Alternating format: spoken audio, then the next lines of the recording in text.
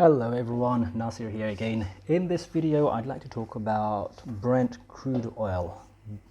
What on earth is going on with oil? It's unbelievable. Do you know what? I actually thought that Brent crude oil was done once it reached around 97 and it started to fall downwards. In fact, it actually breached one of my long-term trend line. I don't know if that was a false breakout or if my trend line is actually wrong, to be honest, because it just pushed right back up into above that trend line. But we have Brent crude literally flirting with $100 a barrel. Unbelievable.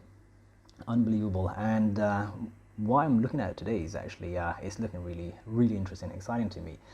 We've got a strong resistance around on very close to the $100 barrel, and I'm looking at a short once again on oil. If I'm honest, I didn't actually expect, you see this rise here, I didn't actually expect oil to be doing this, so I couldn't have been possibly traded that.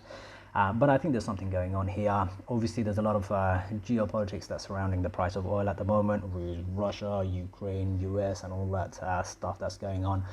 Personally, I think it's just a market manipulation. I highly doubt Russia's going to go into any kind of war with anyone or related to anything.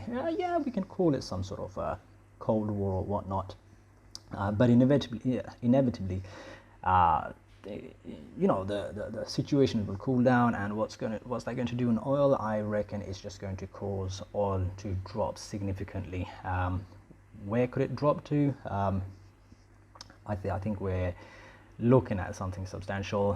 Again, if I was to look back at my previous analysis where I'm expecting oil down as low as 60, possibly $55 a barrel, I think we're still on for that. It's just been prolonged. Obviously, it's, you know, if you had a short position around $80, it's nearly impossible to even hold that until $100 because you'd be on a margin call or whatnot.